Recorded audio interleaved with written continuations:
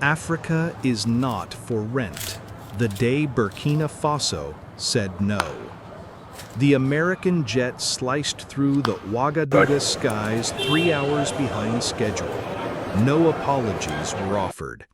5 men in crisp suits and 1 woman with a silver laptop stepped onto Burkinabe soil like they already owned it.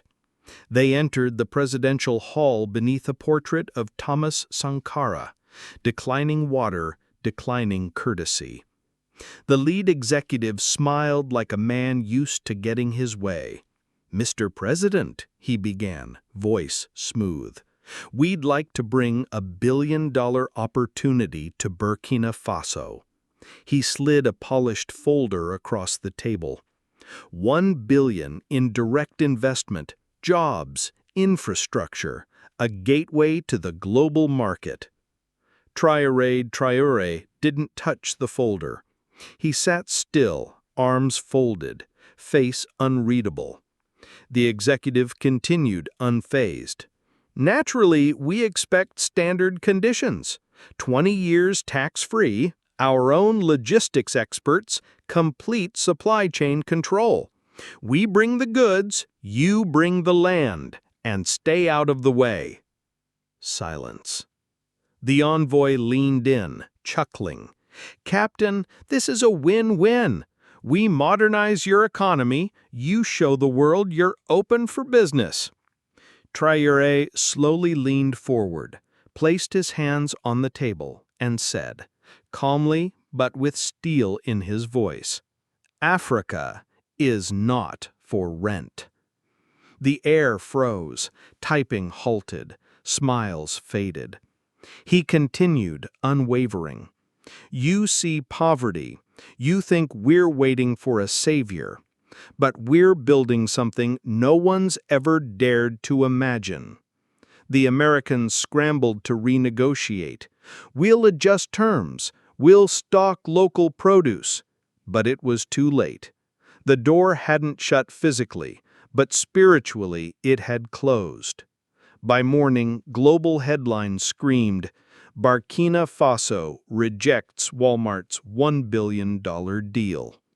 In New York and London, they called it madness.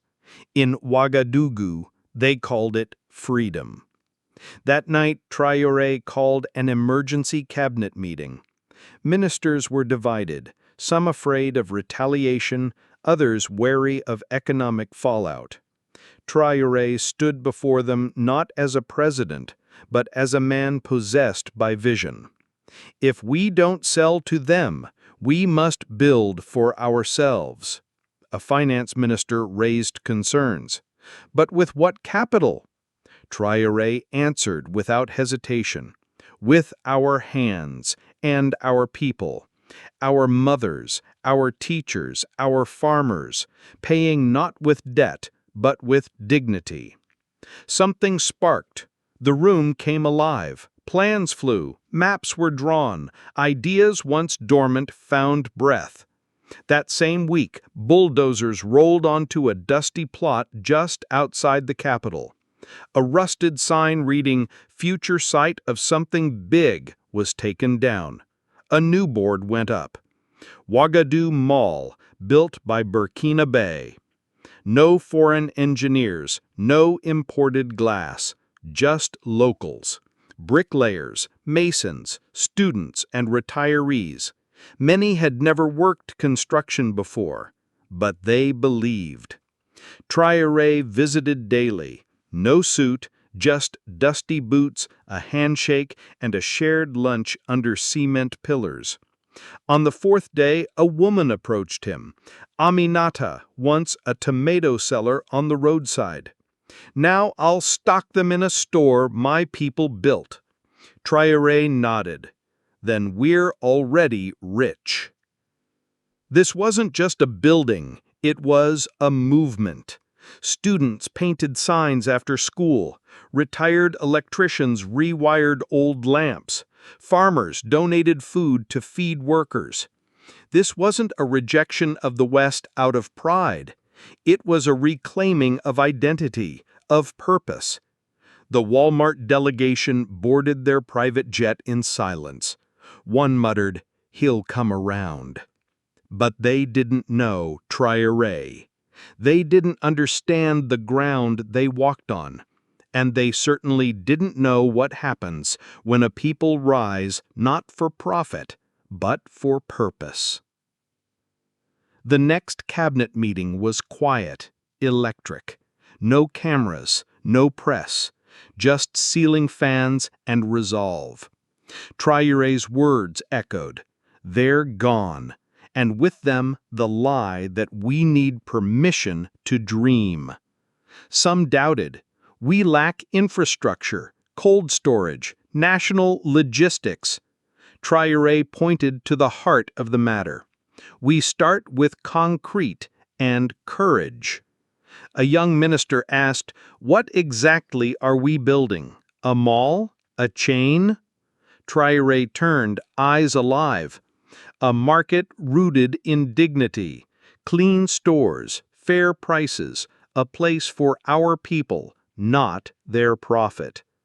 A logistics colonel, usually quiet, spoke up. "Our military supply routes can serve this. Fast, efficient, nationwide."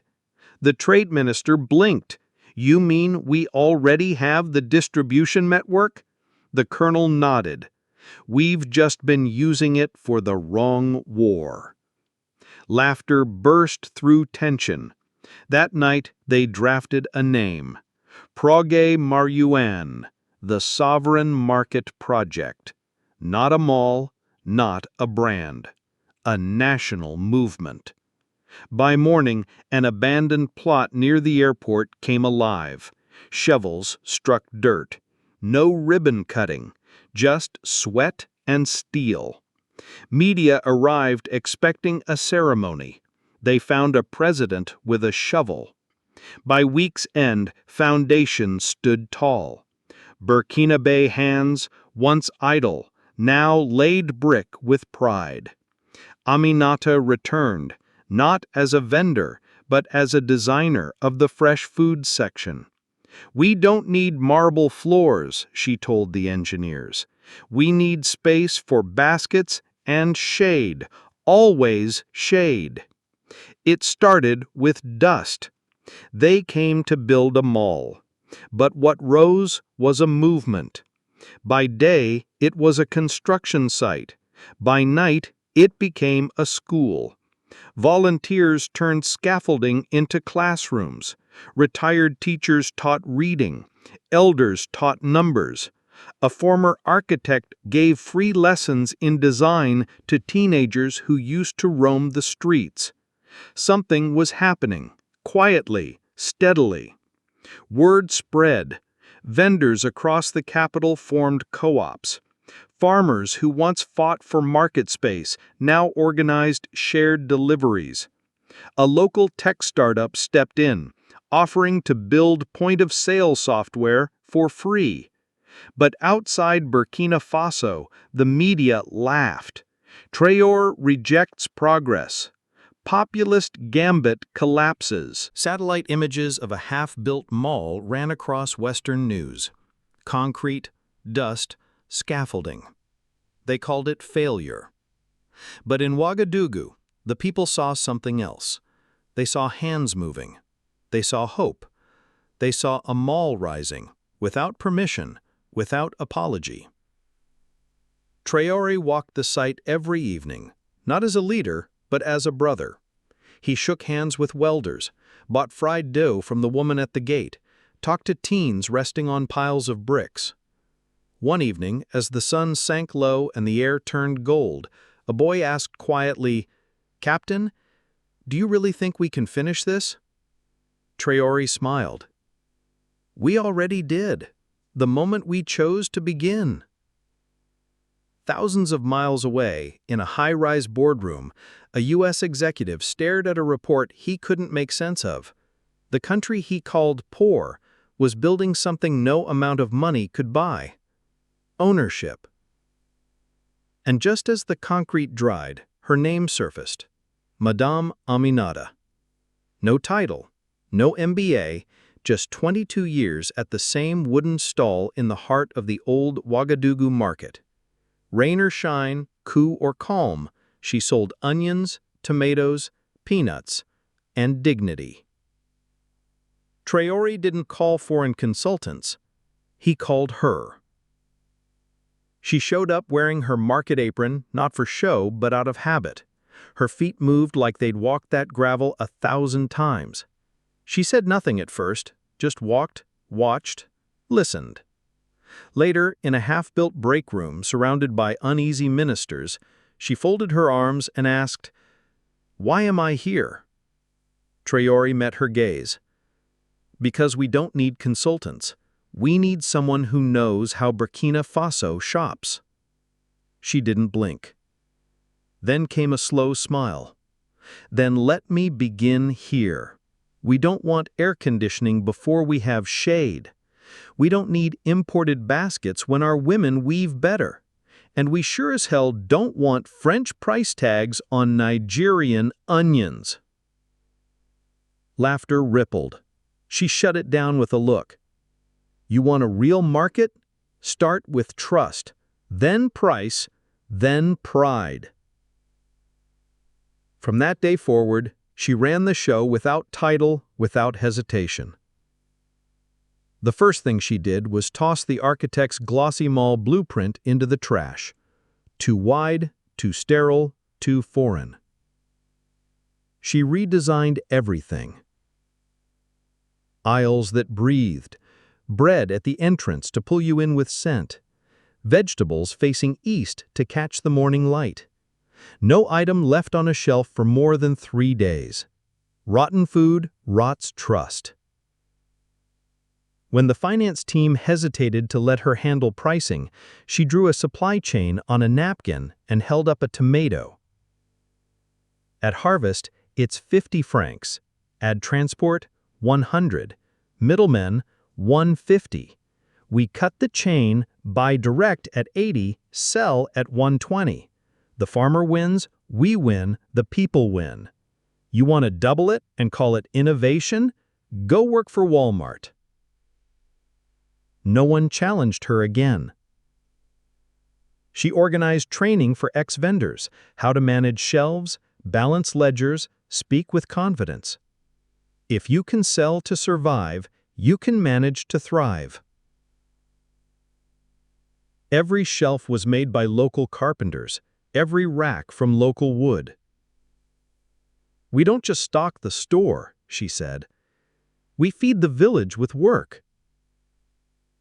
When a young consultant suggested importing fancy brands to attract urban youth, Aminata didn't flinch. "Do you think our youth wants soap from France? Or soap that doesn't lie?" She found 5 local manufacturers, clean, honest, affordable. She trained their teams, helped them design labels, and placed their goods front and center. The first shelf held dried agra powder, shea butter soap, sorghum flour, handmade clay pots, and hibiscus soft drink. People didn't shop. They stared. One man whispered, "I never thought I'd see our things on real shelves." Aminata rotated villages every week. "You're not just buying rice," she said. "You're buying from Awa, in Yalgo, from a field that fed her children." Each product came with a face, a name, a story. Sales tripled. By month 3, the customer feedback board echoed one phrase: "It feels like us." Traoré visited one night before closing. He found her restocking tomatoes by hand. "You're still doing this?" he asked. "Every tomato knows my touch," she said. "I'll stop when the shelves know our people." He nodded. "We didn't just build a market. We found a map." She smirked. "And we're just getting started." It began with dust. Not grants, not blueprints, Just dust and boots, the kind that settles in your lungs and never lets you forget. This wasn't a project, it was a revolution. Traoré arrived before dawn. No motorcade, no speech, just an old Land Cruiser and a pair of gloves. He didn't wait for cameras. One shovel, then two, then three. No investors, no IMF loans, no development banks. Just Burkina Faso engineers, rested trucks, and raw faith. Supplies came from local hands, cement mixed with sweat, steel bent by men whose fathers had built bridges, not malls. A welder shrugged. If my country can risk everything for me, I can risk this old truck. Teachers brought students to watch. Grandmothers cooked for laborers. Children wrote signs that said, "This is what freedom looks like." A foreign reporter asked Traoré why he wasn't wearing a uniform. He said, "Because generals give orders, builders give examples." Every corner of the market was intentional. Wide aisles for mothers with children, prayer rooms for vendors, solar panels on the roof, water systems that reused rain. Even Aminata insisted the doors face the wind, so the scent of food greets the people before the sign does. Her instincts trumped architecture. Because in Burkina Faso, the mall didn't need to look like Paris. It needed to feel like home. And now it does. At first, few believed it would survive. The heat was relentless. Machines broke down. Wages came late. One day the power cut out for hours, but still no one left. No one wanted to return to waiting, to dependence, to dreams deferred. The real test came when the imported tile shipment was delayed. Foreign suppliers demanded payment in euros, money they didn't have. So the crew did something unthinkable. They made their own. Hand-cut clay tiles, fired and patterned with ancient symbols from Mosi and Guramanche traditions. Each step inside the mall would now walk across history. The story spread across West Africa. A mall with no foreign capital, no bank debt. Experts called it impossible. That word even began appearing in graffiti around the site, until the workers painted over it with a new one. Originally, the central dome was designed to mimic Western skylines. Traoré rejected it. He said, "Why borrow glass towers when our ancestors built kingdoms from stone?" Instead, they built a woven steel and fabric structure, an homage to the textile villages of the Sahel. When the sun hits it, the pattern shimmers and dances. People now travel from other cities just to see it. By the 5th month, the construction site had transformed. Poets performed during lunch. Children left school to help their parents lay tiles. Artists painted murals across scaffolding. One reporter asked an elderly mason why he came every day. He answered, "Because no one's coming to save us, but we're finally saving each other." That's the power of empty pockets. They don't buy dependency, they invent. Behind the storerooms, someone quietly carved a sentence into the foundation stone, not for tourists or the press, but for those who'd understand. We didn't build this to compete, we built it to belong. Traoré saw it one evening. He placed his hand on the stone, said nothing, and walked away. The wind carried dust across the sky, but something stronger was rising. Not just walls, but will. And in the heart of Burkina Faso, the ground was no longer empty. He never introduced himself as an architect. He wore no badge, no degree. But when Colonel Sowar walked into the command tent, now the logistics HQ of the Ouagadougou Mall, everyone sensed a shift. He unrolled a creased map across the table. No blueprints, just arrows and dots drawn in thick ink. This, he said, pointing to the center, is not just a market. It's an organ. The room fell silent. Soar spoke again, slower. If roads are arteries, then we must become the heart. The ministers stared. Traoré leaned in. We're not building a mall, Soar said. We're building circulation, movement, life. What's the point of a shelf if the rice rots in the field? What's the point of milk if it spoils before sunrise? He pointed. Kudu, dairy pulse. Cows and youth, but no cold transport. Bananera, flooded with rice, yet the capital eats imports. The Sahel, rich meat, but no access. He drew thick lines connecting towns to the capital, then spreading outwards.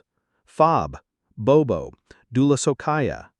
This, he tapped, is the nervous system of our sovereignty. Traoré asked, "Can it work?" Soar replied, "It has to, or the market fails before it opens." He didn't need spreadsheets. His calculations were lived, years spent coordinating battlefield supply chains. He knew how fast roads dissolved in rain, how long engines lasted, how many hours each broken bridge stole. Now he turned that knowledge toward bread, not bullets. He gave him a team, ex-soldiers turned planners, mechanics who could rebuild engines from memory. One joked, "We used to carry bullets, now we carry bananas." They mapped the terrain, highways, dirt paths, dry rivers. Soar kept a journal. Bridge at Dugu collapses under 4 tons, reinforce. Driver knows toll-free back roads, good for poultry. The plan was simple, not flashy, but solid. Use old military trucks as refrigerated convoys. Build low-cost cold hubs near farms. Train drivers with local scheduling smarts. Maps must adapt to people, not the other way around. When the trade minister suggested airlifting food during peak season, Soar shook his head. "You want to feed cities with wings?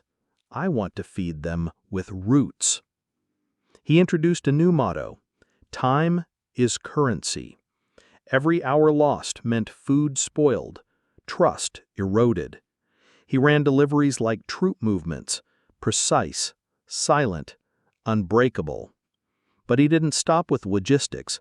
He went to the villages, sat with elders, asked when roads disappeared, when goats got sick, when cassava rotted. A chief once asked why a colonel cared. Soar replied, "Because what rots in your field today becomes hunger in the city tomorrow."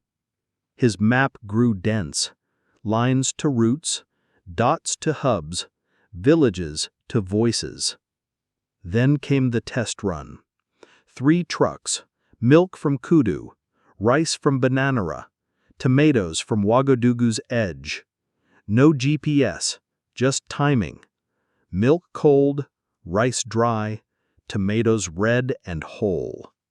At the gates of the mall, people clapped, not for the food, but what it meant. For once, village and city were connected not by loss, but by link. Traoré met Soar the next day. He said, "This is the backbone." Soar shook his head, not from a soldier, but from a father tired of feeding his family last. He didn't ask for medals, just more trucks and maps. When a foreign consultant visited the logistics center, he asked how Soar achieved so much with so little. Soar handed him a notebook, battered and filled. "We didn't build this with spreadsheets," he said.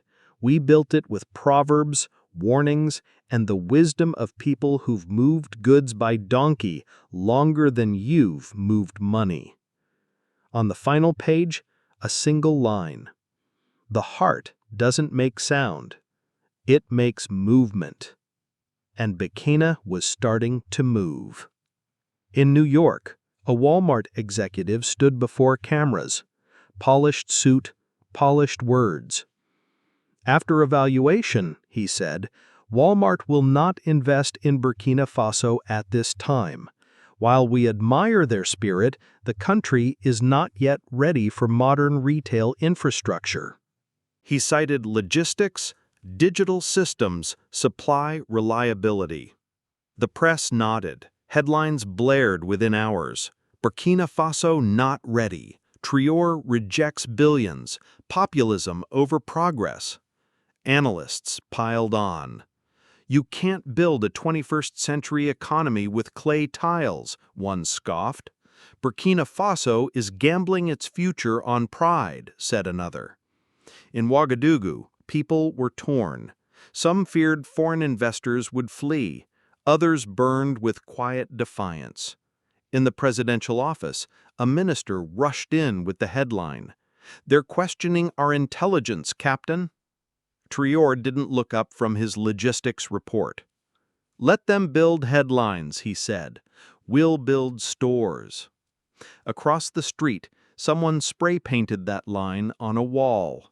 By noon, it was trending across Francophone Africa. Walmart responded with sleek ads, gleaming stores in Nairobi, Lagos, Accra. Imported fruit under bright lights. The taglines were sharp, "Partner with progress," "No waiting, no wasting." Burkina Faso wasn't mentioned, but everyone understood. Traoré responded with silence. No ribbon cutting, no ceremony. He simply opened the mall gates, unfinished, dusty, alive. People stepped in cautiously. Children walked barefoot across sunlit tiles. Mothers stared up at beams, still waiting for their ceiling. But everyone could feel it. They hadn't just built a mall, they had built movement and belonging. Some shook their heads, others smiled. But in the center of the food court, a chalkboard stood with a message scrawled in white chalk. "This is your store, your food, your future. Finished or not, it belongs to you." That day, Madame Aminata organized a market. She gathered vendors from across the city and filled the empty stalls with folding tables, tomatoes, okra, handmade soaps, dried mangoes. No shelves yet, no scanners, just trust and tired hands. The space filled quickly, not because it was polished, but because it was theirs. That evening, a young journalist from a neighboring country live-streamed it all. He walked through the dusty space, narrating, "This isn't the mall they imagined. It's the market they built, by hand, not bank loan." The video reached 2 million views in 24 hours. Walmart struck back. A leaked memo showed their next move: infrastructure packages offered to West African governments, cold storage, digital pricing systems, and, if necessary, image management support. Propaganda with perks. Soon after, major international food distributors quietly reduced exports to Burkina Faso. A message cloaked in logistics: cooperate or go hungry. That's when Colonel Soar stepped forward. He met with farmers, truckers, and co-ops. "They don't think we can feed ourselves," he said. "Let's prove them wrong before the next season ends." Within days, regional convoys doubled. Cold trucks meant for meat now carried milk. Farmers staggered harvests to avoid waste. No one could match Walmart's scale, but they didn't need to. They had something deeper: trust. Meanwhile, Aminata hosted town halls. "If they won't sell to us, then we'll sell to each other. No middlemen, no margin, just mothers feeding mothers." One woman raised her hand. "What about the things we don't grow?" She smiled. "Then we learned to grow them." Walmart tried one last tactic: a whisper campaign, fake reports of corruption, edited videos showing spoiled goods, late trucks, empty shelves. But the people didn't buy it.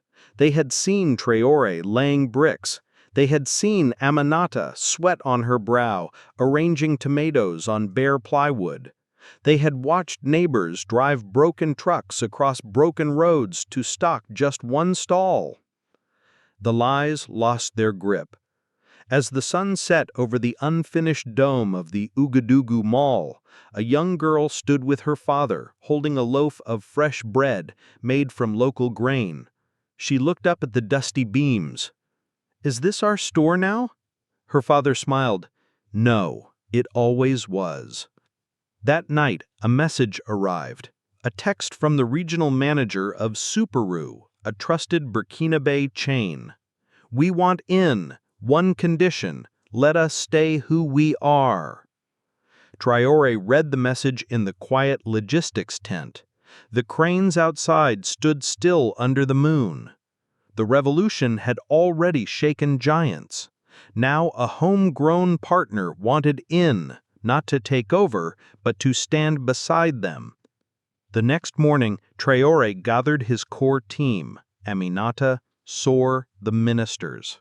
He read the message aloud. "Superu wants to join, on our terms." He paused. "They've fed our people for years. They know our shelves. They're not outsiders. We say yes."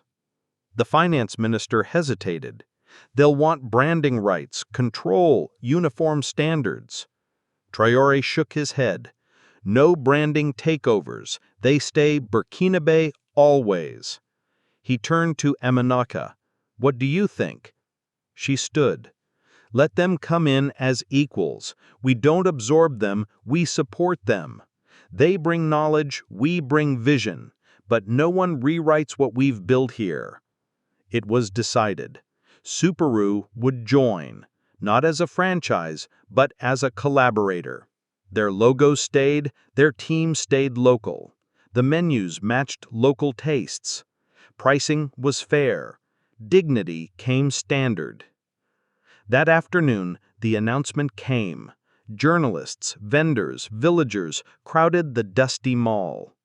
Traoré stood beside Superu's regional manager, wearing a Superu polo stitched with local embroidery.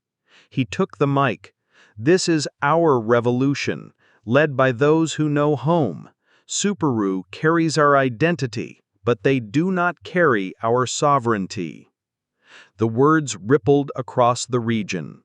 A bakery chain called next, then a textile co-op, a tech startup. Everyone wanted in. Construction accelerated. 2 Superu stalls were built inside the mall, their colors familiar, their goods local, each item labeled "Made in Burkina Faso." The pride was palpable. Superu employees trained alongside Aminata's vendor team. They learned stocking, pricing, service, but they also brought something else, deep community roots. One day, a seasoned Superu cashier asked Aminata, "Why do we train like this?" She replied, "Because we're not just serving customers, we're serving our country." The cashier nodded, eyes wet with pride. Superu's trucks joined Colonel Soar's distribution network. Branded vehicles, local drivers, unified mission. Walmart mocked it as small-time branding. But the people saw something different. Jobs, skills, dignity, shared shelves. At the opening ceremony, drums echoed. Village children waved flags. A Superu cashier, one of their oldest, cut the ribbon. The crowd roared. Traoré handed her the scissors. She raised them high. Tears streamed down her face. That evening, in a quiet room behind the market, Traoré, Aminata, and the Superu manager met. Traoré said, "This is the model. Collaboration, not colonization. Partnership, not parasites." The manager nodded. "We asked to stay Burkina Faso. You said yes. That earned our trust." They drew a new map: retail hubs, training centers, local integration zones. This wasn't just a mall, it was a network built on respect. The next day, they walked the halls together. Traoré pointed. More Superu stalls here, teaching spaces there. We don't just want buying, we want learning, belonging, growth. Construction continued, powered by pride. Franchising faded from conversation. Takeovers weren't even mentioned. This was homegrown. This was heart-grown. Superu remained Burkinabe. No branding takeovers. No cultural erasure. Across West Africa, imitators rose. Local grocers stood their ground. Vendors chose identity over capital. One hot afternoon, Aminata and the Superu manager shared lunch outside the stalls. She asked, "Why did you risk joining with conditions this strict?" He replied, "Because for once, a revolution didn't ask us for market share, it offered us respect. We chose people over profit." She smiled, "Then you chose wisely." Inside, workers installed solar panels, a tech team tested solar fridges, a community college prepared to teach in the new classroom. This was no longer expansion, it was evolution. A revolution that didn't erase the old to build the new. It honored what came before and built toward what could come after. As the sun rose on opening day, no VIPs arrived, no foreign dignitaries, no limos. Just the people. Hundreds of them, barefoot children, grandmothers in wraps, vendors in aprons, carpenters with dust still on their hands. They came not for a mall, they came to celebrate a victory. Prima Center stood low and wide in the heart of Ouagadougou, not a glass tower, but a shaded plaza wrapped in woven steel and local art. The walls told stories. The pillars bore rivers, drums, and market scenes. A rooftop canopy stretched like a giant leaf, casting soft light onto the mosaic floor below. It didn't smell of chemicals or polish, it smelled of home. Millet bread in the ovens, grilled fish at the food court, hibiscus tea on the boil. And above it all, the message lingered in the air. Let us stay Burkinabe. Not a limitation, a declaration. And the spark that lit a continent. Prima wasn't built to sell goods. It was built to remind people they mattered long before money did. Aminata stood by the ribbon, wrapped in her everyday headscarf and worn sandals. She'd turned down offers of tailored dresses and TV-ready makeup. She said, "This is my face. This is my place." The scissors were in her hand, but she paused. Her voice rang out over the gathering. "I once sold tomatoes beneath torn tarps. They told me progress had no place for women like me. When we asked for better stalls, they told us to get permission." She raised the scissors. "So we built it without permission." Cheers erupted. She cut not one, but 4 ribbons, each opening toward different parts of the city. No single gate. Every direction mattered. Inside, every stall carried a name, not a number. Mama Odil's soap, Bikari's leather, Kudu Dairy Corner. Even the plaza map listed not just locations, but names and villages. Near the produce, local musicians played, not for tourists, but for memory. "It sounds like home again," a vendor said, adjusting his dried okra. "And it smells like it too." Traoré arrived quietly, in boots and a plain shirt. No speech, no fanfare, just presence. A woman handed him a sample of shea butter. He accepted it like any customer, and then drifted toward a mural, a farmer handing crops to a child in uniform. Beneath it, the words, "We trade not just goods, but futures. He stood there, silent. Behind the scenes, the logistics team tracked the first deliveries. Trucks rolled in on time, no spoilage. A teenage vendor ran to a driver with bananas and shouted, "You made it!" That joy, that ordinary pride, was the revolution in a snapshot. In one shaded corner, youth performed a play, the first talk between Traoré and Walmart. The audience laughed as the actor Traoré declared, "Africa is not for rent." Applause echoed down the corridor. Later, in the knowledge circle, young entrepreneurs spoke. Some had learned bookkeeping on site, others how to negotiate prices. A shampoo vendor said, "This isn't a marketplace, it's a megaphone." As night fell, lanterns lit up the mosaic tiles. Children dozed on benches. A lone drummer played under the canopy, in rhythm with the wind. Aminata stood by Traoré, watching. She said, "They'll call it small. They'll say it's not modern." Traoré nodded. "But it breathes, and it belongs." She asked, "What do we build next?" He smiled. "Whatever the people need." And from every stall, every step, every carved story on the wall, one truth rose above all else. They built it without permission, and no one could take it back. A man put it best, "We're not shopping for price, we're shopping for dignity." In response, a Western chain promised free school supplies with every purchase. Clever. Prima answered the next morning with free tutoring run by local teachers in the community room. A reporter asked Traoré if he feared the price war would escalate. He smiled calmly. You can't put a barcode on belonging. One evening, a shopper stood between two shelves. Imported rice, 10% cheaper. Local rice, labeled by the farmer's son.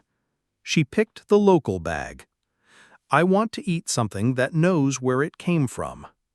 The war wasn't about numbers anymore. It became a quiet battle over memory, meaning, and worth. And with every small act of defiance, every full basket, every honest sale, Burkina Faso wasn't just surviving, it was reclaiming its soul. She stood outside Prima Center, gripping her cart. No speeches, no flags, just a tired widow in a faded dress, wiping her brow. When the local news crew asked why she looked emotional, she turned to the camera. "For the first time, I filled my cart with food from my village. I paid it with my currency. No taxes fed strangers, only my neighbors." That clip aired that night, then replayed across radio the next morning. No slogan, no policy, not even a Traoré speech had ever hit that hard. Her name was Mariama, 63, mother of 5, 3 buried, 2 scattered, widow of a carpenter. She lived off widow's benefits and dried baobab leaves. She had never entered a supermarket before the Sovereign Market Project. She expected the usual, rows of foreign goods, prices set in Paris. But this time it felt different. The greeter was her neighbor's son. He called her Mama Mariama. She walked the aisles, recognized the handwriting on price tags. Rice marked Mariba, grown by Yakuba. Shea butter labeled with a girl from her choir. Tomatoes from a farm 10 kilometers down the road. Prices in CFA, but no tariffs, no foreign markup. Every franc stayed local. It didn't just buy food. It bought wages, roads, school books. It kept the circle tight. At checkout, the vendor gave her change with both hands, a respect she hadn't felt in years. And then came the line that broke the country open. No taxes fed strangers, only my neighbors. That week, Prima didn't launch a flashy campaign. They just played her clip, in loop, in markets, schools, cooperatives, and people listened. The phrase caught fire, stitched into aprons, painted on boats, chalked on garage walls. No taxes fed strangers, only my neighbors. Mariama's words became a mirror. A mother from Cuba wrote a letter. I used to buy powdered milk from Spain. Now I buy fresh milk from my cousin. A retired teacher from Dori called in. I just realized every item in my bag came from a village I've actually been to. Young people filmed their own stories, walking through stores pointing to labels: Banfora beans, kudu soap, Zorgo oil. This is what a real economy looks like. Traoré saw the footage in a policy meeting. He leaned back and whispered, "We gave them shelves, they built stories." At a town hall, someone asked Aminata if they'd franchise across West Africa. She smiled. "We're not building franchises, we're building habits." But plans were already forming. Farmers from Niger, vendors from Mali, merchants from Côte d'Ivoire, all visiting Ouagadougou to learn how a nation once dismissed as fragile had built strength, not from imports or aid, but from what fit inside a shopping cart. A new kind of wealth was growing, not in bank accounts, in memory, in confidence, in knowing this came from us and it stayed with us. One vendor restocking yams put it best. They thought we wanted cheaper food, we wanted a closer table. And Mariama? She returned the next week with a notebook. When asked why, she said, "I'm writing down the names on the tags. I want to know the people I'm feeding." Then she added, smiling, "Next season I'll sell my baobab leaves here. I want to be on the shelf, not just in the aisle." That's when the camera clicked. The image ran the next morning with the headline, "Power in a Shopping Cart and a Widow Who Knew It." Traoré smiled. He said, "We're not trying to convince the world. We're convincing our people." He stood, gesturing toward the door. If you want to support something real, build trust, grow farmers, create something that doesn't need to hide. No handshakes, no polite endings. The meeting was over. Outside, the city breathed differently. Carts rolled down freshly paved roads, farmers unloaded crates at community centers, children played in parks built with market revenue. Teachers used local textbooks printed from shea butter profits. Inside Prima Center, a mural was going up. It showed a hand holding a receipt, but instead of prices, it listed names: the soap maker, the mango farmer, the rice miller, the teacher funded by market tax. Underneath, just two words: paid in full. Back at their hotel, the Walmart delegates were shaken. One muttered, "We didn't just lose a deal, we're losing the continent." Whispers swirled online. Did Walmart cave? Was a deal signed in secret? A journalist asked Aminata, "Are they back in?" She laughed. "They're back in line." That same week, Traoré stood at the opening of a new logistics center in the north. No podium, no ribbon, just workers in dusty boots. He handed the first key to a woman who once sold peanuts on a street corner. Asked what the center would do, he said, "Move food faster, pay farmers better, prove we don't need billions to build what we already believe in." A boy nearby whispered to his father, "Is that why they came back?" His father nodded. "Because they saw we stopped waiting." Burkina Faso wasn't negotiating with giants anymore. It was building without them. The new warehouse spanned nearly 4 football fields. Cold chambers ran on solar grids. Open-air wings held produce that needed to breathe. Engineers called it a logistics marvel. Economists called it a sign of national maturity. But carved above the entrance wasn't the name of a general, president, or donor. It was simple: Abdul Sano Agricultural Hub. No title, just a farmer. Aminata stood beneath the sign on opening day, watching the crowd: construction workers, city grain sellers, village farmers. But at the front stood a teenage boy in a blue shirt holding his mother's hand. His name was Hamidu. His father was Abdul. Abdul Sano grew groundnuts and onions on 4 hectares outside Sabu.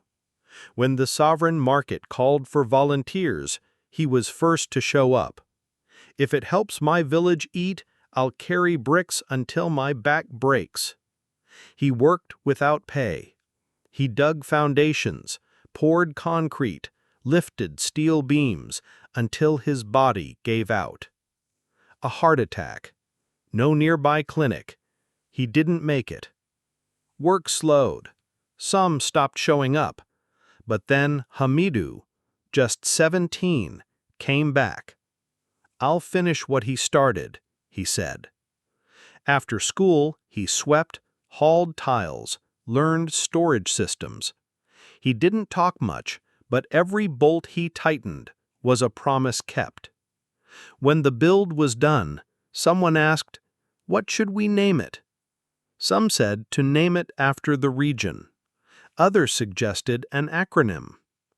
Aminata stood and said, "This place feeds our people. Name it after the man who died trying to feed his." No one argued. The unveiling was simple: a white cloth pulled back from a stone plaque. Hamidu stepped forward. "He didn't fight in a war, he fed one," he said, then paused.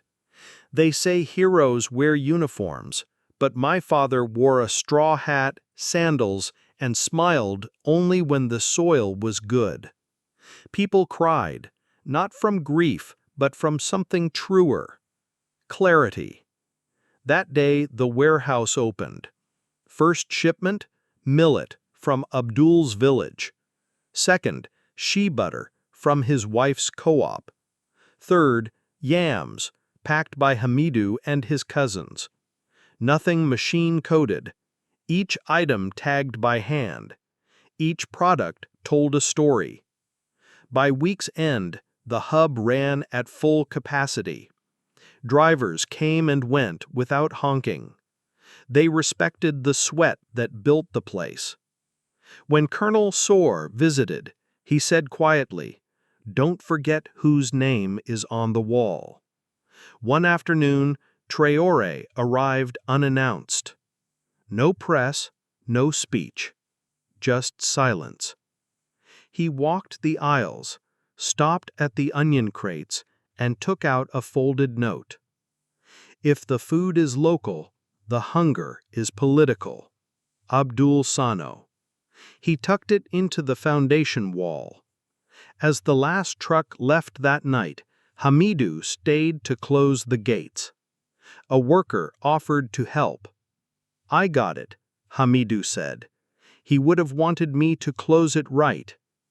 Stars blinked above the warehouse, and a boy walked home on a road now named after a man the world almost forgot, but a nation never would.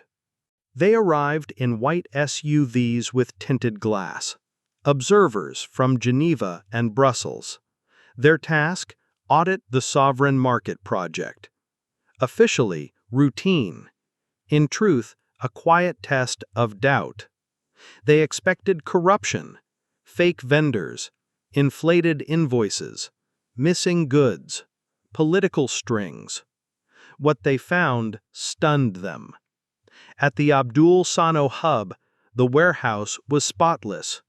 Solar-powered. Inventory logs handwritten, co-signed, verified by youth volunteers with tablets. Shipments had tags, timestamps, and farmers' names. No middlemen, no hidden fees.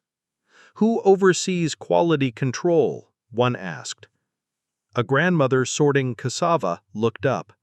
"We do. Our neighbors eat this." At Prima Center, they searched for shady construction costs. Every invoice matched receipts. Materials were local. Laborers paid on time. A French auditor asked how the site avoided theft. An architect replied, "Because we sleep where we build, and we eat what we store." They reviewed financials across 5 regional markets. Ledgers were clean. Revenues, supplier payments, reinvestments, all posted weekly at store entrances. Even children could read where each coin went. In Banora, a British inspector asked how electricity was monitored. The store manager walked him to the roof. Dozens of solar panels, all tracked, he said, pointing to a public energy meter. "You see it, we see it. If it drops, we know who touched it." Quietly, the British inspector pulled aside a warehouse worker. "Have you ever been told to lie? Inflate numbers for politics?" The man stared, then replied, "Do you lie to your mother about how much food is left in her kitchen?" That evening, during a private debrief, the audit team sat in silence. No reports opened, no screens lit. Finally, one consultant whispered, "They did all this without us." The lead investigator nodded, "Not just without us, without compromise." Their last stop was the processing center in Kaya, where goods were prepared for export. They came expecting shortcuts and substandard practices.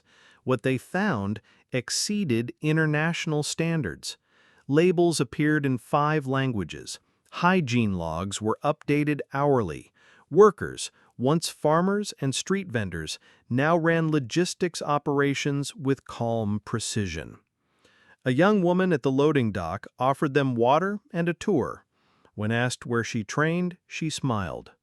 "I used to carry baskets on my head. Now I carry numbers in my head." Back in Ouagadougou, the audit team submitted their preliminary report. No corruption, no missing inventory, no environmental breaches. One line stood out. "This system functions not because it is modern, but because it is moral." They requested a final meeting with Traoré. He received them in a plain room. No flags, no portraits, just wood furniture and still air.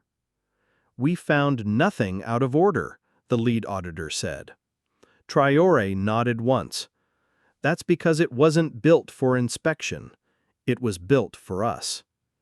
Another observer asked, "How did you organize all this without donor oversight?" Traoré leaned forward. "We didn't need permission. We needed intention." As they left, a younger team member pulled him aside. "You know this model will disrupt everything." Traoré smiled. "It's not a model. It's a mirror." The report leaked the next day. Headlines thundered. No corruption, no foreign interference, no external debt. Forums buzzed, newsrooms scrambled. And in the capital, a child pointed to a photo on a newspaper and said, "That's where Uncle works." His mother smiled, "Yes, and that's why we eat." Zangogo. The road to Zangogo was narrow, dusty, and forgotten. Until it wasn't. That morning, a truck pulled into the heart of the village. Behind it came another, carrying solar panels, shelves, fans, and 3 young workers in matching shirts. SMP Rural Unit. There was no noise, no ceremony, but to Zangogo, it felt like the world had arrived. For the first time in its history, the village had a store. Not a roadside stall, a real store. Built from local stone, clean, powered by the sun. Stocked with rice, oil, salt, dried fish, chalk, soap, and something rare near the back. A boy pointed at the humming white box. "What's that?" "The freezer," a worker replied. "What's inside?" The worker crouched, opened the lid, and pulled out a plastic wrapper. "Ice cream!" The boy had never heard the word. "Does it melt?" a girl whispered. "Yes," he said, "but not before you taste it." That afternoon, every child got one scoop, not as charity, but because it was opening day, because it mattered. Prices weren't decided by managers, they were set by a local board: elders, youth, 2 farmers, 1 teacher. Every item listed its sourcing cost, markup, and reinvestment share. Transparency wasn't an ideal, it was a weekly meeting under the baobab tree. An elder said, "If people don't trust what's on the shelf, they'll never trust what's ahead." Within a week, the store became more than a place to buy. It became where children studied near the solar fans, where women posted news on the community board, where a midwife stocked free prenatal kits from the national hub. Traoré heard and came quietly. No entourage, no press, just dust on his boots. He parked his bike, stepped inside. A girl tugged her mother's sleeve. "Captain," the mother whispered. He inspected the inventory sheet, everything accounted for. He approached the freezer, opened it. A worker offered him a bar. He declined. "Let the children have it." In the back, a chalkboard bore a child's note. "Today I bought soap with my own coin. It smelled like Mama's hands." Traoré read it twice, then wrote beneath it, "That's the smell of freedom." That night the sun dipped behind the fields. Boys played soccer outside, their laughter echoing through the dust. An elder sat nearby with a cold bag of milk. "We didn't just get a market, we got our time back." The local radio aired a message. "Zangogo store is open. Prices are fair. Goods are local. Your dignity is in stock." The next morning, other villages began to ask, "When is our turn?" Ouagadougou, at night. The city had gone quiet. Vendors packed up, lights dimmed. But inside Ouagadougou Mall, something remained. And then he walked in. No press, no security, just Traoré Ray, dust on his boots, hands in his pockets. He moved past fruit stalls, cloth counters, and a girl cleaning near the juice kiosk humming an old tune. The mall no longer felt like a building, it felt like a memory breathing. He paused at the literacy corner.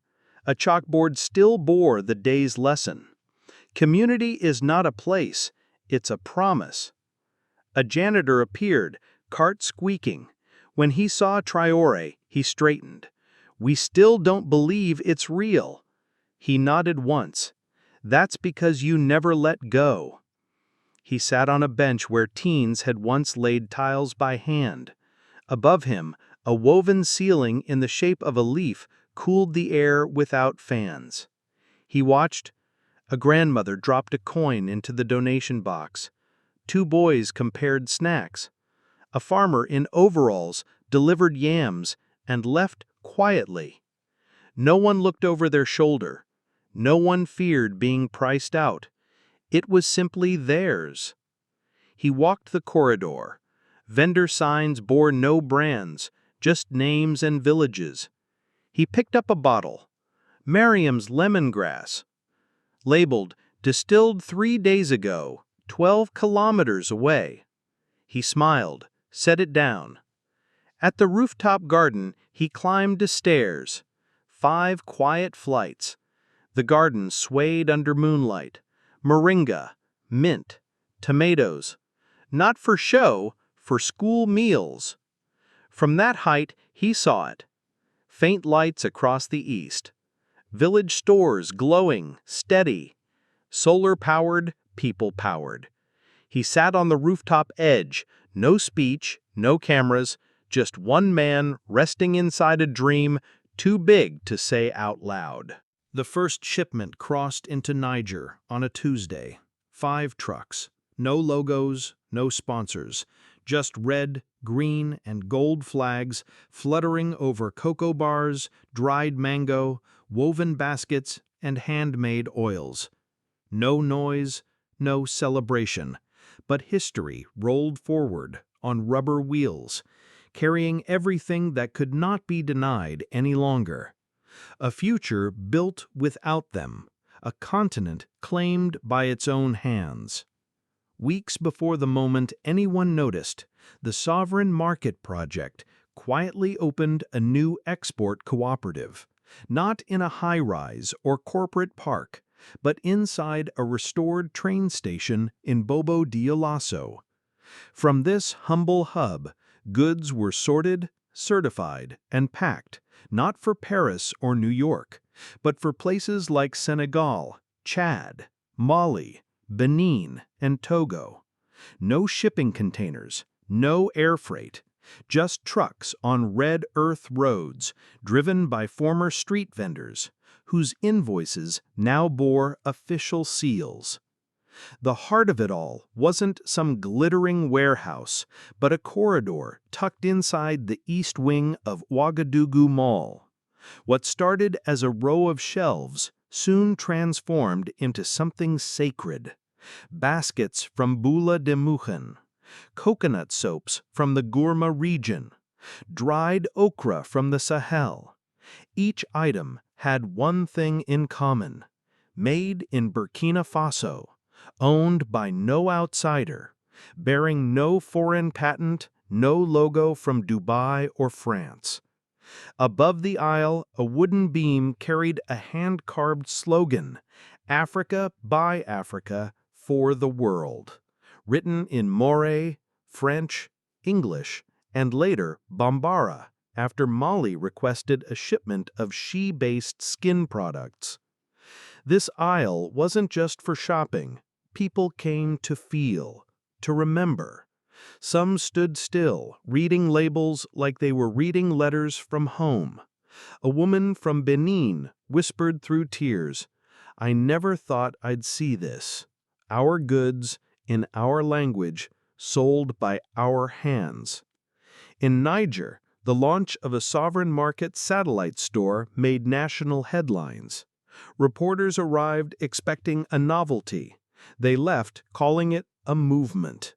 One wrote, "The future of African trade may not begin in boardrooms, but in baskets." Demand exploded. Former market hawkers became fulfillment teams. Village workshops ran night shifts. Regional depots installed tracking boards with glowing dots to monitor deliveries. A generation was rising, fluent in logistics, grounded in pride. They called themselves export warriors. One boy, just 16, managed a moringa shipment to northern Togo. When asked if he even knew what export meant, he replied, "It means we're finally the sender, not just the receiver." The government didn't offer subsidies, just training, roads, and protection from corrupt middlemen. Prices were set by cooperatives, not dictated by capital city brokers. When a multinational tried to undercut mango prices in exchange for volume, the farmers said no. "We'll grow slower, but we'll grow free." At Ouagadougou Mall, Aminata led weekly export reviews in public. No closed rooms. Farmers joined by WhatsApp audio from distant villages. Each week, a new item arrived. Each week, a new village name went up on a sign. Spiced cassava chips from Zorgo. Hand-dyed fabric from Yako. Children began collecting product tags like trading cards. Even the packaging was a point of pride. No plastic wrap, no English slogans, just recycled paper, hand-inked stamps, and stories.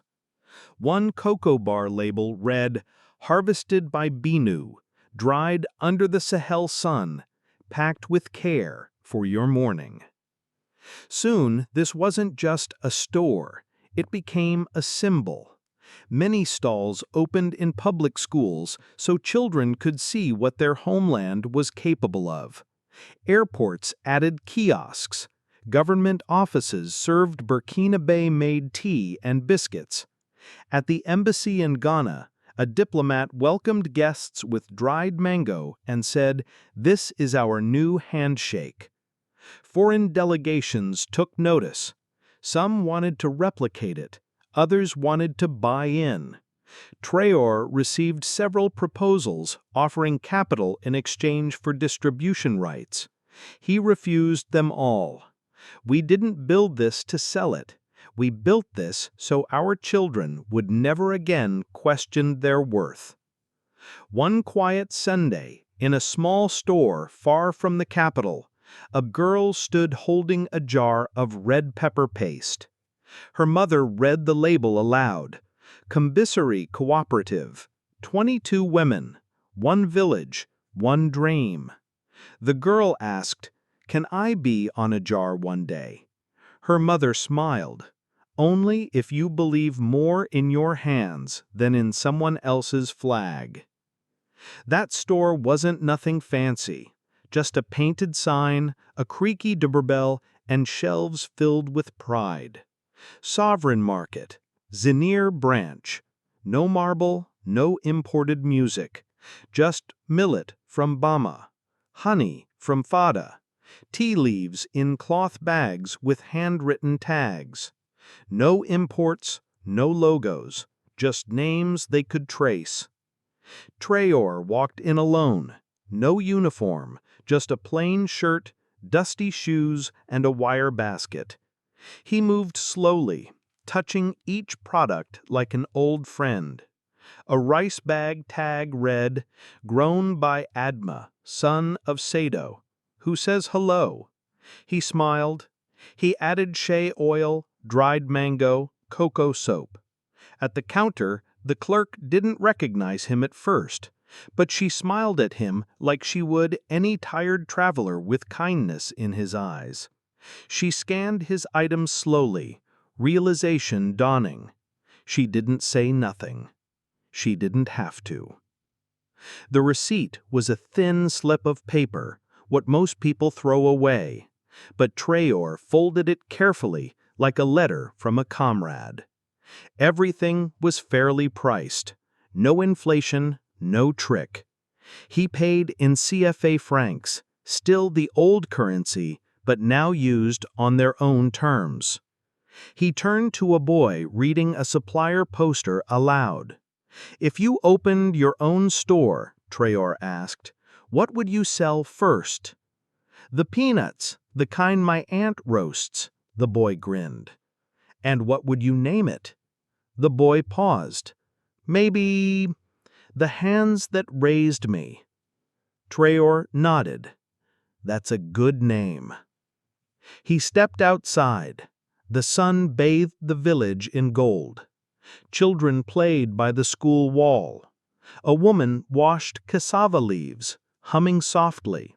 The smell of smoked fish drifted through the air.